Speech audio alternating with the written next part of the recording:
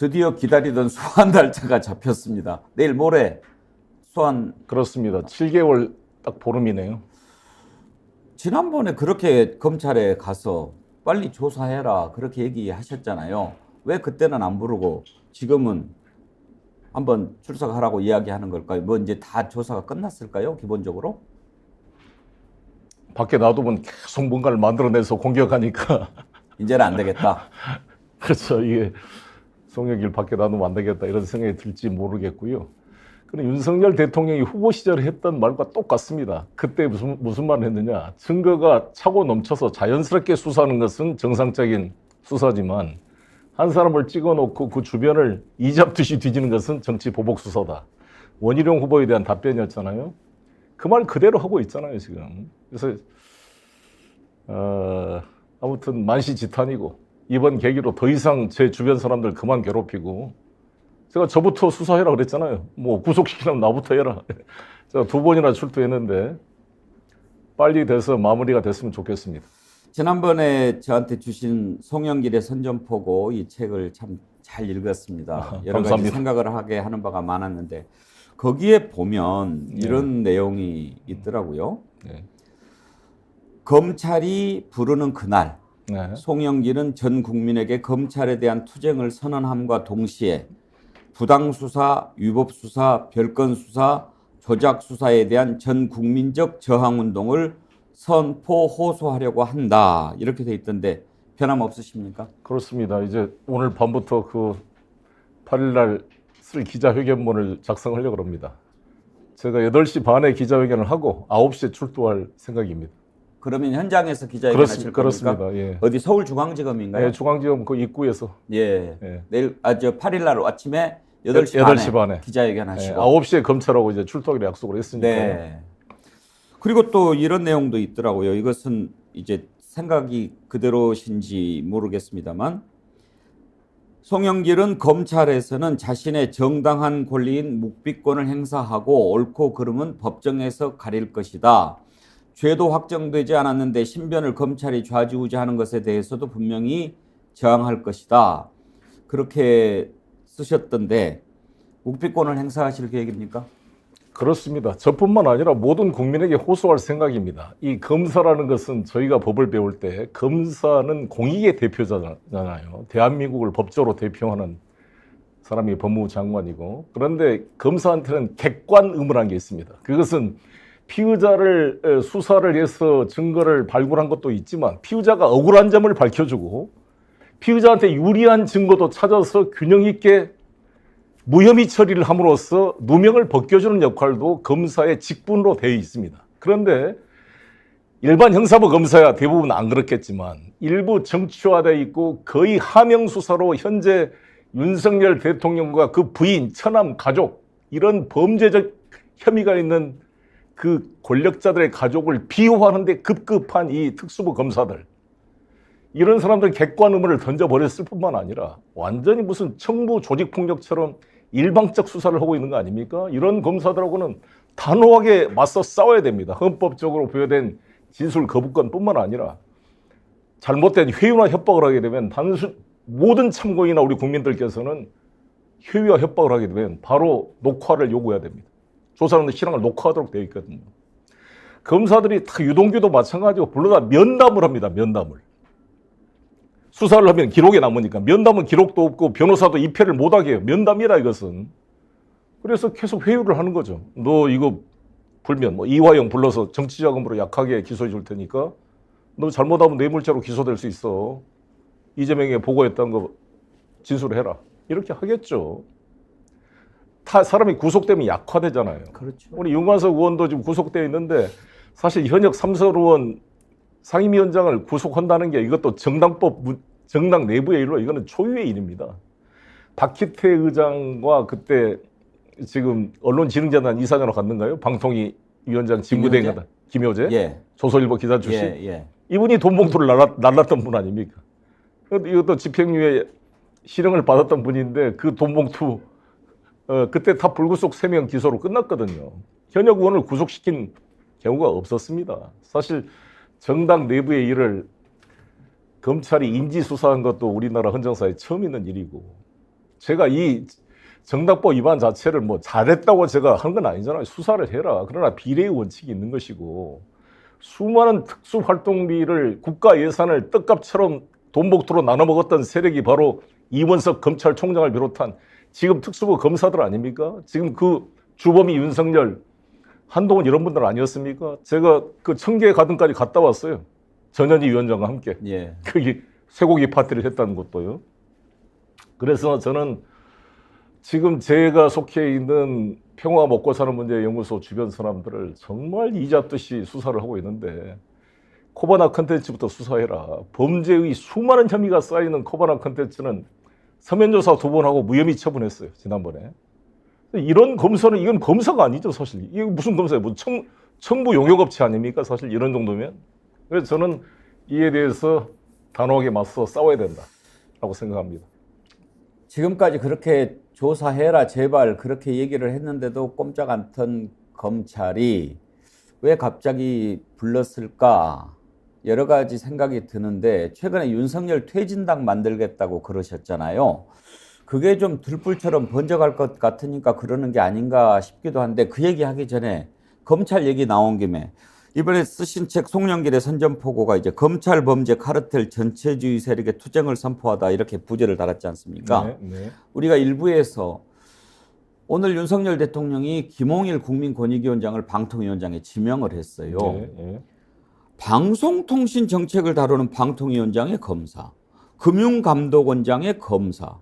그러니 아까 우리 헨리 씨도 차라리 기상청장도 검사로 해라. 비 안 오면 구름 압수수색하게 그런 얘기가 나오는데 이렇게 다 검사들로 주요 부처 장관급, 차관급 이렇게 하는 이유가 어디에 있다고 보십니까?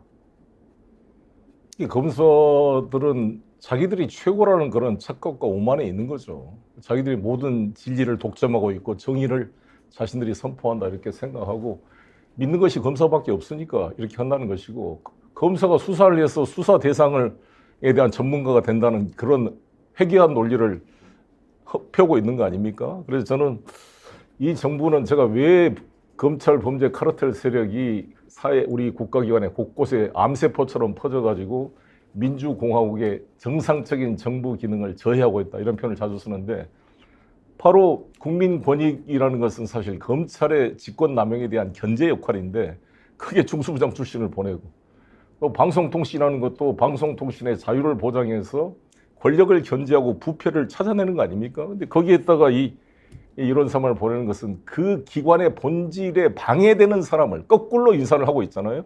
통일부와 전혀 어울리지 않는 사람을 북한을 뭐 붕괴뜨리고 무슨 국정원장을 시켜야 될 그런 사람을 통일부 장관으로 시켜놓고 여가부를 해체하겠다는 사람을 여가부 장관을 시키고 뭐 국민권익위도 마찬가지고 그러니까 이 지금 윤석열 정권의 인사는 그 국가기관이 행해야 될 그 목적과 정반대되는 그 목적에 반대되는 철학과 사상을 가진 사람을 임명함으로써 국가 기능을 마비시키고 있는 거의 범죄 카르텔 세력이다 이렇게 보는 겁니다. 12.12 군사 반란을 미화한 사람을 국방장관 시키지 않습니까? 그렇습니다. 그러니까 그 헌법을 완전히 위배하고 그렇게 윤석열 대통령께서 강조하는 이 자유와 민주주의 이것을 근본적으로 부정하는 이 전체주의 세력, 쿠데타를 옹호하는 세력, 조현천 같은 사람을 다시 데려와서 다 수사도 하지 않고 김관진 군이 정치 개입을 노골적으로 했던 김관진 본인들이 수사했던 김관진을 다시 국방개혁위원으로 데려오고 그렇게 신원식처럼 12.12 쿠데타 뭐 5.17 이런 게 구국의 뭐 영단이라 이런 사상을 가진 사람을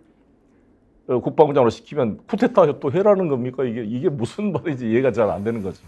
어제 우리가 박정훈 대령 변호하고 있는 김종민 변호사 만나봤는데요. 참 그것도 저는 이번에 우리 송영길 대표 쓰신 책 중에서 그 내용은 참 좋아서 밑줄을 그어놨는데 그때 구속영장 청구했는데 국방군사법원에서 기각했잖아요. 그런데 그 기각을 한 판사가 공군 중령 윤유중 군사법원 판사인데 송 대표께서 이런 사람들은 좀 국민들이 알아야 된다 해서 유튜브 방송에서 이름을 밝히셨더라고요. 네. 좀 이런 건 좀 많이 좀 알았으면 좋겠어요. 그렇습니다. 우리는 기억하고 있어야 됩니다. 예, 예. 기억해야 돼요. 맞습니다. 잊어버리면 또 당하고 또 당하고 그러는데 아무튼 조사 잘 받으시길 바라고. 저는 조사받으러 간 게 아닙니다. 예. 저의 입장을 가지고 싸우러 가는 겁니다. 더 이상 이 검찰이 송영길을 조사할 자격이 없어요. 내가 왜 조사를 받아? 자기들이 증거가 있으면 법정에 제출하세요. 법정에 싸우겠습니다. 그리고 우리나라 사법 질서를 검사가 주도해서는 안 됩니다. 검사한테는 이미 압수수색 권한부터 모든 강제 수색 권한을 줬잖아요. 자기들이 지금 100번이 넘게 압수수색했으면 그거 가지고 증거 있으면 기소하세요. 그럼 법정에 내가 싸울 테니까 왜 송영길에게 진술을 들으려고 그래? 형사소송법 312조 1항 2항에 따르면 검찰의 피신 조서는 법정에서 본인이 부인하면 증거 능력도 없습니다. 이거를 우리 노무현 정부 때 우리 이용훈 대법원장이 검찰 조서를 집어 던져라. 모든 재판은 공개된 법정에서 판사 앞에서 일방적 검사의 주장이 아니라 변호사의 탄핵을 거친 검증된 증거에 의해서만 유죄의 심정을 갖도록 공개 재판 중심주의, 공판 중심주의를 선언한 것입니다. 그리고 함부로 구속시키지 말아라. 왜 부대 추적의 원칙이 있는데 이재명, 송영길 같은 한때 집권 여당의 당대표였던 사람을 지금도 제1당의 전현직 당대표를 왜 구속을 시켜서 재판을 하려고 비겁하게. 제가 도망갑니까? 뭐 증거를 그동안 100번이 넘는 압수수색을 통해서 증거 다 확보했을 거 아닙니까? 저는 당당하게 저는 그래도 대한민국의 최고의 보호인 사법부에 호소할 생각이고요. 절대 검사가 주도하는 더구나 이 잘못된 이 범죄 카르텔 세력이 대한민국을 정말 공화국을 검찰 쿠데타로 장악하고 있는 이 무도한 시대에 절대 검찰의 협력에서는 안 된다. 저는 이렇게 생각합니다. 이번 조사에서는 묵비권을 그대로 행사하시겠다. 헌법이 부여한 권리입니다. 이게. 예. 예. 그러면은 계속 질문해도 그냥 대답을 안 하고 있는 겁니까? 그렇죠. 아니면은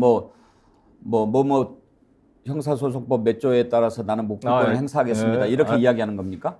아니 그냥 저는 내 이름이 송영길이다 이 말만 하고 예. 송영길을 진술 거부권을 행사하다 이렇게 써오면 사인해 주겠다. 별로 진짜 말을 섞고 싶지가 않아요. 검사들 얼굴도 보고 싶지도 않고. 당장 김건희부터 조사해라. 공교롭게 제가 왜 김건희 조사를 이야기하냐면 저를 담당하고 있는 이 서울중앙지검 반부패 수사 2부가 코바나 컨텐츠 사건을 무혐의 처분했던 김영철 검사가 지금 대검으로 갔습니다만 지금 최재훈 부장이 14명의 검사가 있는데 이 사건이 김건희 주가 조작 사건을 담당하고 있는 부서예요. 그러니까 내가 그 이야기를 하는 겁니다. 같은 부서니까. 무엇이 중요하냐? 우리 국민들이 봤을 때. 2년 전에 전당대회라는 게 사실 당의 내부 잔치인데 내부 잔치에 있었던 이 사건을 공공수사부나 형사부에 맡게 된 사건을 특수부가 맡아서 이 지금 7개월 반 동안 100여 명을 압수수색해야 될 정도의 중대한 이게 사안이냐는 거죠. 그렇군요. 알겠습니다. 아까 이제 윤석열 퇴진당 얘기했는데 그런 얘기 우리가 방송에서도 한 적이 있어요. 석탄당 만들면 찍겠다는 사람들이 엄청 많다. 석탄당, 윤석열 탄핵당 만들면 지금 사실 국민들 심리적 탄핵 상태에 가깝지 않습니까? 그런 점에서 윤석열 퇴진당 여기에 반응이 좀 꽤 있을 것 같은데 그 말씀하신 뒤로 좀 느끼는 반응이 있습니까? 국민들께서 또 우리 민주당 지지자들께서 이런 생각을 하잖아요. 이 야당이 야당답지가 않다. 정말 79석의 평민당을 가지고 온몸으로 싸웠던 이 김대중 총재의 평민당이 정권 교체에 성공했습니다. 180석을 가지고 계속 그냥 멘트만 하잖아요. 그리고 그러나 잘한 건 이번에 검사 3명 탄핵 소추한 거 이것도 처음에는 정말 희망이 안 보였습니다. 그래도 송영길이 밖에 싸워주고 많은 배원기 앵커 같은 분들이 계속 유튜브에 싸워주니까 어쩔 수 없이 끌려간 면이 있잖아요. 과연 우리 민주당 의원 168명 지금 현재 그중에 제대로 싸운 의원이 몇 명이나 될까요? 정말 생계형 정당, 침대 축구하는 민주당이 아니라 지금 이 시대가 무슨 평온한 시대가 아니잖아요. 거의 그 무도한 이 시대에 예를 들어서 이번에 서울의 소리가 김건희 씨 명품 이게 나타났으면 검찰은 지금 이재명 그 법카 문제를 가지고 또 경기도를 압수수색했잖아요. 네. 우리도 국회의원들이 한남동 집으로 쳐들어가서 농성을 하든지 압수수색을 못하더라도 국민권익위 가서 고발하고 공수처 고발하고 검찰청 고발하고 움직여야 될 거 아닙니까? 완전 성명서만 내면 이게 뉴스에 나오냐고요. 김건희 명품 문제가. 아예 저는 김건희 크리스탈 디오르 명품 가방 모형을 크게 만들어서 트럭에 싣고 서울 시내를 민주당이 마이크 들고 돌아다녀야 된다고 봅니다. 이런 명품, 그리고 거기 진술했다면 금융감독위원 누구로 해 이런 전화를 했다는 거 아닙니까? 마침 작년 9월 때 금융감독위원 인사가 있었다는 거 아니잖아요. 그러면 이것은 김영란법 위반 정도가 아니라 거의 뇌물수수 의혹이 큰 거 아닙니까? 이것을 조사하지 않는 한동훈 장관, 법무부가 하고 이렇게 좀 거리에 나와서 이렇게 움직여야 될 거 아니에요. 제대로 수사관을 풀어서 걸핏하면 압수수색을 해서 현장에 출동시키는데 우리도 민주당 기동 타격대를 만들어서 가자 이거죠. 현장에 가서 싸우자는 거죠. 그래서 아무리 KBS가 박민 사장이 막으려고 해도 보도하지 않을 수 없는 그림을 만들고 그 현장에 상징적인 데 가서 국민에게 홍보하는 움직이는 민주당이 됐으면 좋겠는데 민주당이 왜 안 하니까 송영길이 만약에 보세요? 아니 이미 기득권화 됐는데 국회의원 되면 저도 반성이 되는데요. 아, 내가 국회의원 때 이게 내가 부족했구나. 밖에 거리에 나와 보니까 저는 불체포 특권도 없잖아요. 현역 의원도 아닌데 싸우잖아 이렇게. 거리에 나오질 않잖아요. 지금 의원들이 다 앉아서 그냥 멘트만 하고 끝나는 거잖아요. 국민들이 지금 뭐를 간절히 바라는 것을 윤석열 정부는 물론이고 민주당도 잘 모르고 있다 이런 생각하십니까? 그렇습니다. 제가 국회의원 첫 출마할 때가 1999년도에 보궐선거였는데 그때가 김대중 정부 초기에 김태정 법무부 장관 호피코트 사건이 있었습니다. 예. 그것도 뭐 언론에 뭐 마녀사냥 같은 게 있었지만 그때 상대 후보 안상수 씨가 어떻게 선거운동을 했냐면 마네킹에다가 호피코트를 입혀가지고 자기 유세차에 실어놓고 그 연정희 씨가 김태정 씨 장관의 부인 그래서 회초리를 들고 호피코트 입은 그 여성 마네킹을 때리면서 국민 여러분 회초를 듭시다 그랬어요. 저는 똑같이 김건희 여사 마네킹을 놔두고 크리스찬 디오르와 이렇게 명품 가방을 걸치고 있는 모습을 트럭에 싣고 이런 정권 용납했으면 되겠습니까? 라고 저는 서울 시내를 돌고 돌아야 된다고 보거든요. 그렇지 않습니까? 그래야 알 거 아니에요. 보도를 안 해주니까. 저는 그렇게 움직이는 민주당, 투쟁하는 민주당이 됐으면 좋겠고 윤석열 퇴진당 고민을 나온 이유도 제 개인의 정치적 것도 없고 뭐 국민의힘이 나보다 뭐 방탄당 만들려고 그러냐고 그러는데 아니 내년 4월인데 무슨 방탄이요. 당장 내일 모레 들어가면 저 구속시키려면 영장 청구하면 되는데 내가 불체포 특권도 없는데 그런 황당한 말을 할 게 아니고 좀 더 저는 민주당을 사랑하는 사람으로서 민주당이 좀 더 야당답게 전투적으로 나서기를 바라는 충정이 크다는 말씀을 드리겠습니다. 예. 윤석열 퇴진당을 추진을 지금 하고 있습니까? 지금 아시다시피 병리평으로 가느냐 연동형으로 예. 가냐 이에 대해서 우리 국민들이 걱정을 많이 하는데 저는 병리평을 연동형으로 바꾼 민주당이 다시 돌아가는 게 명분이 약하다 이런 생각이 드는데 동시에 이재명 대표가 말씀하신 멋진 패배는 안 된다 이 말도 동의를 해요.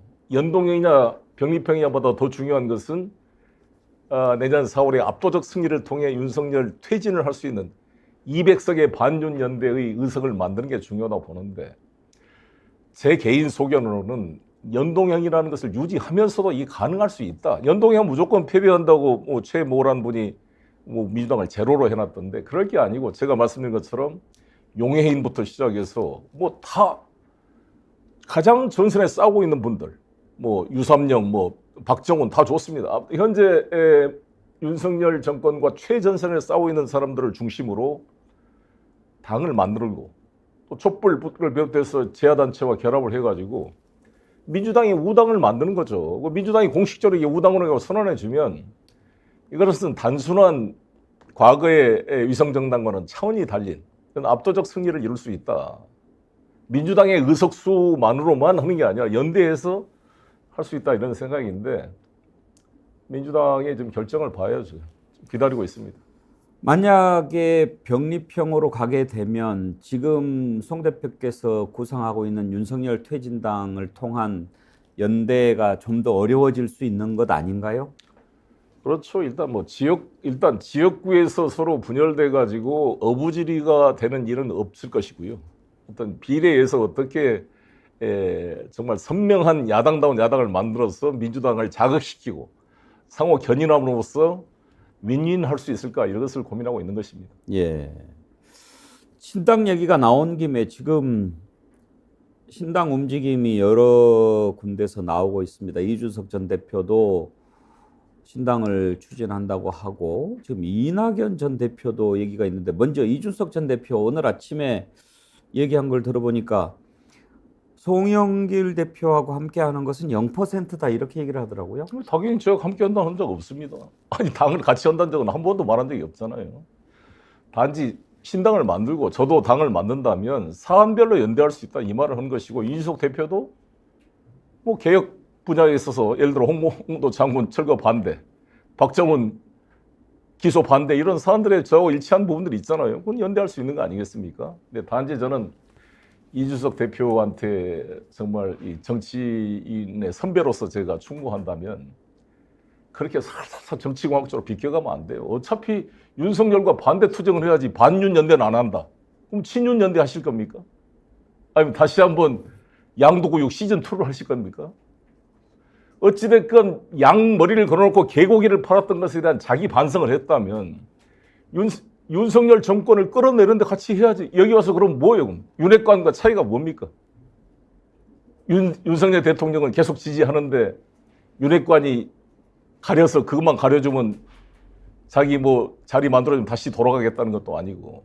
그 신당이 무슨 신당이에요? 윤석열 뭐 지지 뭐 보조 정당인 겁니까? 저는 신당을 만드는 순간 선명한 야당이 돼서 싸우지 않으면 존재할 가치가 없고 만들 필요도 없다. 그럼 그냥 국민의힘이 계속 계세요. 왜 신당을 만들어요? 뭐 이낙연 전 총리와 서로 협력해서 뭐 당을 만든다 그러는데 둘 다 사망의 길이라고 봅니다. 그렇게 만들면. 그러면 어떻게 가야 맞다고 보십니까? 제가 말씀드린 대로 이준석은 여기서 선명하게 윤석열과의 이 정권에 대해서 내가 잘못했다. 양두구육으로 정말 반성한다라는 걸 전제로 이러한 무도한 이 가짜 보수 세력을 몰아내고 진짜 합리적인 보수 세력을 구축하겠다라고 선언하고 싸우는 것이 저는 이준석 정치의 미래를 담보하는 거다 이렇게 생각합니다. 근데 지금 말씀 중에 이준석 전 대표, 이낙연 전 대표가 이렇게 같이 할 거다 이런 얘기 하셨는데 지금 두 사람이 신당을 같이 만들 가능성이 있다고 보시는 겁니까? 왜 가능성이 없겠어요? 그쪽에서 계속 구애를 하지 않겠습니까? 어느 쪽에서? 이쪽에서 이상민 의원 쪽도 뭐 만나고 그랬다는 거 아니겠어요? 이낙연 쪽에서 이준석한테 구애를 한다고 보십니까? 저는 그러고 있다고 봅니다. 예. 공통 가치가 뭘까요? 공통 가치는 이재명 대표 중심의 민주당을 교란시켜서 윤석열 정권을 도와주자 이거죠, 결론은. 이낙연 전 대표가 윤석열 대통령을 도와주기 위해서 그런 일을 할 거다 이런 말씀이신가요? 아니 그런 동기와 상관없이 그렇게 결과가 그런 나올 결과가 수밖에, 될 거다. 될 수밖에 만약에 없는 그렇게 건, 합친다면 그렇습니다. 그러면은 신당 가능성은 여전히 있다고 보십니까? 이낙연 전 총리 측에서도? 글쎄 그렇지 뭐 그렇게 할 수 있겠어요? 제 생각에는 그래도 민주당의 대표를 했던 분인데. 그러면 모르겠어요. 김한길 예. 그분도 민주당 대표를 했던 분이 저리 갔으니까. 예. 근데 이낙연 대표한테 상당히 좀 불신이 있는 것 같습니다.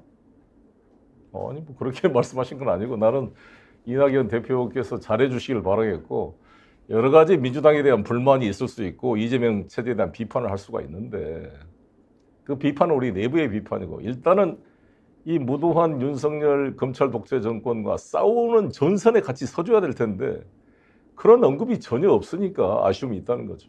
이게 민주당의 통합이라는 것은 전선에 함께 쓰는 것이다. 이재명 대표의 사법 리스크를 옛날 대선 경선 때부터 지금까지 일관되게 말씀하고 계세요. 이낙연 총리께서. 뭐 그렇게 말씀하실 수 있다 보는데 저는 이재명의 사법 리스크보다 더 무서운 것은 우리 대한민국 전체의 검찰 독재 리스크입니다. 119대 29 심각하잖아요. 59조의 세수 결손 400억 500억이 넘는 무역 수지 결손 거의 지금 대한민국이 망가지고 있는 것입니다. 이게 눈에 보이지 않습니까? 정말 국무총리를 역임하셨던 이낙연 총리님 눈에 봤을 때도 이에 대해서 비판을 하고 그 나서 내부의 이야기를 해야 되는 것이 순서에 맞다. 저는 이렇게 생각합니다. 최근에 이낙연, 정세균, 김부겸 문재인 정부에서 국무총리를 지냈던 세 분이 같이는 아니지만 따로따로 만났다라고 하던데 혹시 그것도 신당과 관련된 움직임일까요? 그건 잘 모르겠습니다. 다들 뭐 민주당의 원로이시던 분이니까 걱정을 할 수 있다고 봅니다. 민주당 걱정. 예. 그 얘기 나온 김에 이준석 전 대표하고는 이제 대표 시절에 같이 하셨잖아요. 그러면서 토론도 여러 차례 하고 그랬는데 이렇게 좀 가까이 접해 보면서 느꼈던 이준석 전 대표의 강점, 약점은 어떤 거라고 생각하십니까?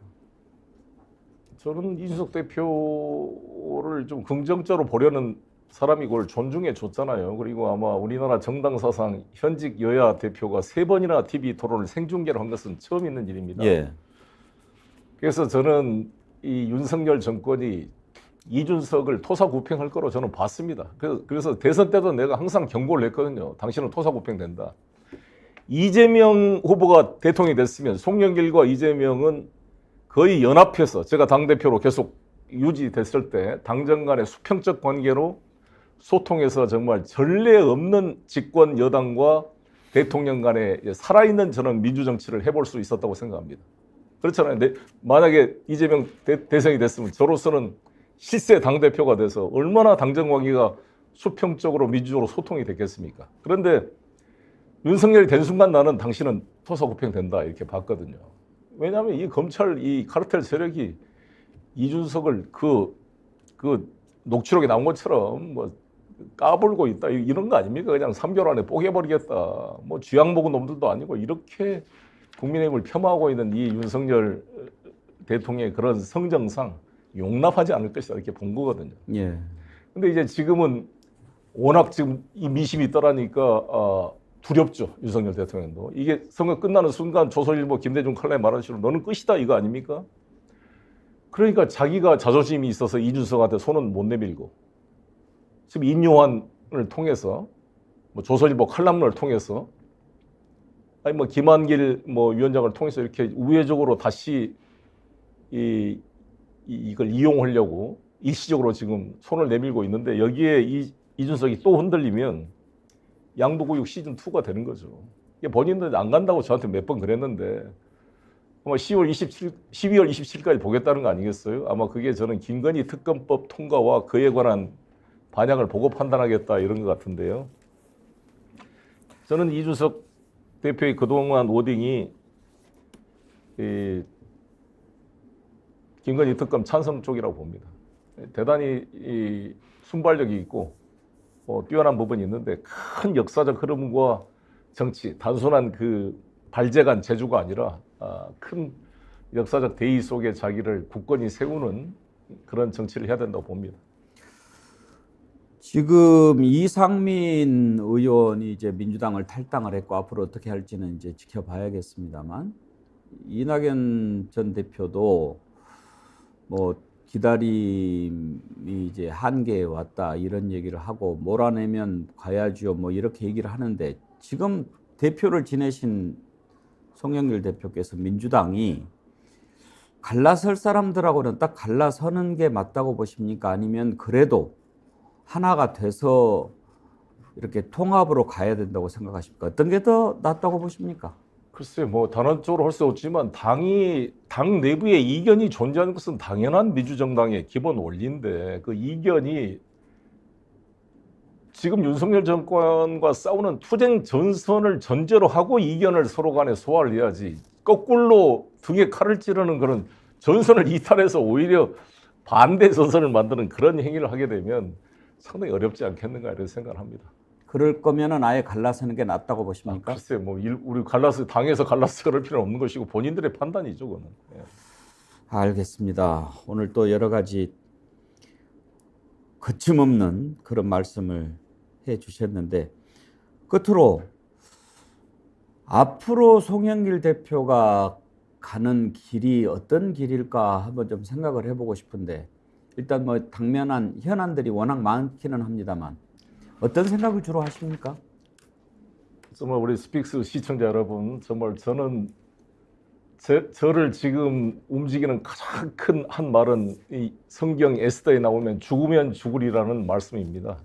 제가 무슨 정치적인 뭐 계산, 5선 국회의원을 하고 당대표 인천시장까지 할 정도로 많은 사랑을 받았습니다. 수많은 학생운동하시던 분들이 다 목숨을 잃기도 하고 국회의원은커녕 시의원, 구의원도 못 해보신 분도 많습니다. 근데 저는 정말 행운을 받아 5번이나 국회의원을 했고 인천시장 당대표까지 했기 때문에 여한이 없습니다. 저나 제 아내나 지금까지 인생을 역사 앞에 자기를 투여한다는 자세로 살아왔고 저는 정말 윤석열 정권을 막지 못했다는 그 죄책감 때문에 정말 마음 같으면 감옥에 들어가서 정말 그 죄값을 제가 치르고 싶어요. 정말 이 악몽을 꾸는 것 같습니다. 매일매일. 요즘에 뭐 윤석열 대통령이 정신건강 자살 방지를 한다 그러는데 정말 정신건강이 극도로 피폐해지는 것 같아요. 저뿐만 아니라 모든 국민들이 우울해져 있어요. 이 윤석열 정권과 김건희 이 두 사람이 대한민국을 대표해서 대통령 놀이하느라고 국가 예산을 낭비해가면서 해외여행하고 다니고 폼 잡고 다니는 것 자체가 부끄럽기 이를 데 없고 견딜 수 없는 고통입니다. 정신적인 고통이거든요. 그래서 저는 이런 정권에서 편히 산 것 자체가 죄악이라는 생각이 들어요. 나는 뭐 일제시대 같으면 뭐 고문이나 하고 그러겠지만 어떤 각오로 나를 죽이려면 죽여라. 그러나 내가 정말 역사 앞에 부끄러워지고 한 적 없다. 내가 정말 지금까지 살아오면서 물론 정치를 하다 보면 문제가 있고 일부 있겠죠. 그래가지고 뭐라도 저를 잡아넣으려고 하겠지만 지금 이재명, 송영길을 수사한 정도의 강도로 윤석열, 김건희, 한동훈 부부를 다 수사를 하게 되면 공소장이 어떻게 될 것인가 라고 한번 돌이켜 보시기를 바라겠습니다. 예, 말씀하시다가 좀 울컥해지시는 것 같은데 오늘 인터뷰하는 동안에 송영길 대표님 화이팅 하시라고 힘내시라고 응원하는 메시지 많이 올라왔습니다. 시간 때문에 다 소개해드리는 못하지만 아무튼 건강 잘 챙기시고 잘 제가 뭐 영장을 칠지 안 칠지 모르겠습니다만 하고 나면 또 다시 한번 찾아뵙겠습니다. 나와 주십시오. 네. 예, 고맙습니다. 감사합니다. 예.